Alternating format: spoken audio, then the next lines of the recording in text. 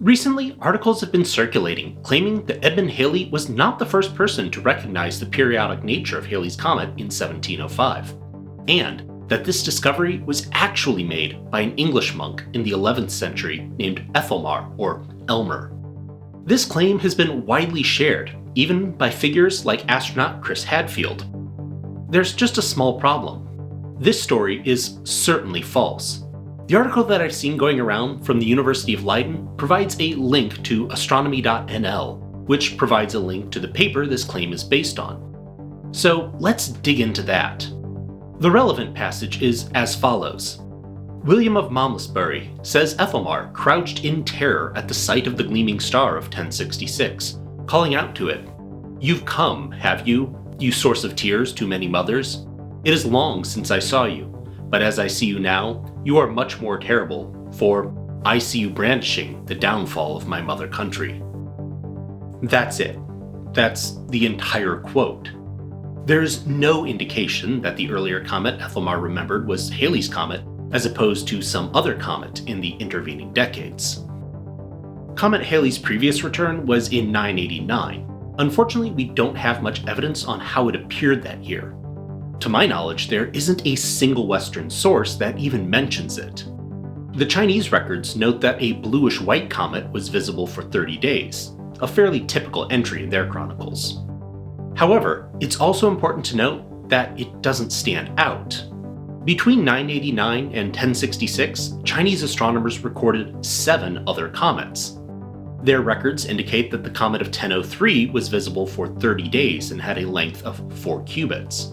The comet of 1018 was 3 cubits in length and visible for 37 days. In 1049, the Chinese records indicate that a comet was seen for 114 days before it faded. The comet of 1056 they describe as being 10 cubits in length. In other words, the 989 return of Halley's Comet does not stand out at all in the historical record. There were multiple equally, if not more impressive comets in the decades that followed, to which Ethelmar could have been referring. The paper that lies at the heart of this is even candid about this, calling into question whether or not Ethelmar really saw Halley's Comet twice. But the deeper issue is not which comet he saw.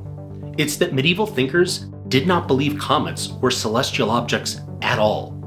As we explored in my video on the history of comets, medieval astronomers followed the Aristotelian model, which considered them meteorological phenomena. This posited that the 4 classical elements, earth, water, air, and fire, were all part of the terrestrial sphere.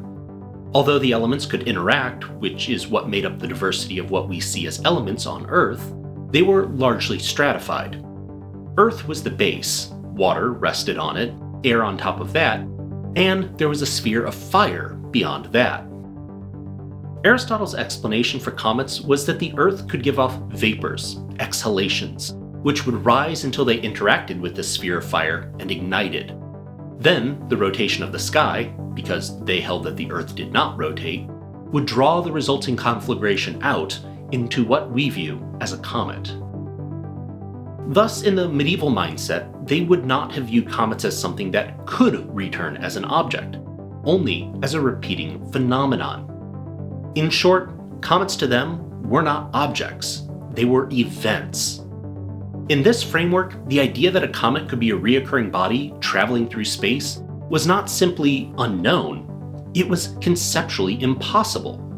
As such, it's more likely that what Ethelmar was saying is, "I have seen a terrible omen like this before," not, "This is the same astronomical body returning on a predictable orbit." This pattern of retroactively attributing modern astronomical understanding to earlier figures is not new. In The Magic Circle of Rudolph II by Peter Marshall, there is a similarly bogus claim. The author writes, "Again, when a brilliant comet appeared in the sky in 1607, since known as Halley's Comet, Kepler sought to reassure Rudolph, who feared, like most of his fellow countrymen, that it was an ill omen. He reminded him that the comet had been seen in 44 BC during the funeral procession of Julius Caesar, and had appeared at 75-year intervals ever since."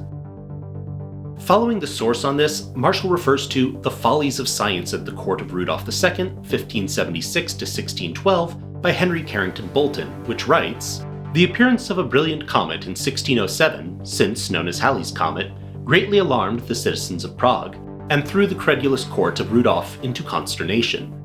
The emperor sent for his astronomer, and from the balcony of the Belvedere, they studied the celestial wonder with the aid of a powerful telescope. While the man of science and faith communicated to the man of superstitious fears his own belief based on mathematical knowledge. He ventured to say to His Majesty that the comet was not called into existence for the weal or woe of the German emperor, and he reminded him that the same comet had been seen in the year 44 BC on the occasion of the funeral procession of Julius Caesar, had appeared at regular intervals of 75 years since without witnessing the burial of a new Caesar, and it would again appear in 1680. Not only does this source claim that Kepler knew that the comet was reoccurring, but it includes another anachronism, stating that the pair observed it with the aid of a powerful telescope. Although we generally think of telescopes being invented by Galileo in 1609, the oldest mention of one comes from a year prior by Hans Lippershey in October of that year. Thus, the claim that Kepler was using a telescope to observe it is certainly false. A great deal of Kepler's writings are still preserved, and while they are clear that Kepler did use a telescope after it was popularized by Galileo, there is absolutely no evidence to suggest that he did in 1607, and Bolton's work provides no source to support his claim. Claims like these do not arise from historical evidence, but from modern authors reading later knowledge back into the past. What makes this story so appealing is that it flatters us. We like the idea that great discoveries were hiding in plain sight, waiting to be noticed. That medieval observers were quietly on the verge of modern science. But history is more interesting than that. Ethelmar and Kepler were not anticipating comets as heavenly bodies. Halley's insight was not the rediscovery of something forgotten. It was the first time anyone had ever looked at the historical record of comets and realized they were all the same traveler, returning again and again on a vast, predictable journey around the sun. And that realization belongs exactly where history has always placed it, in 1705 with Edmund Halley.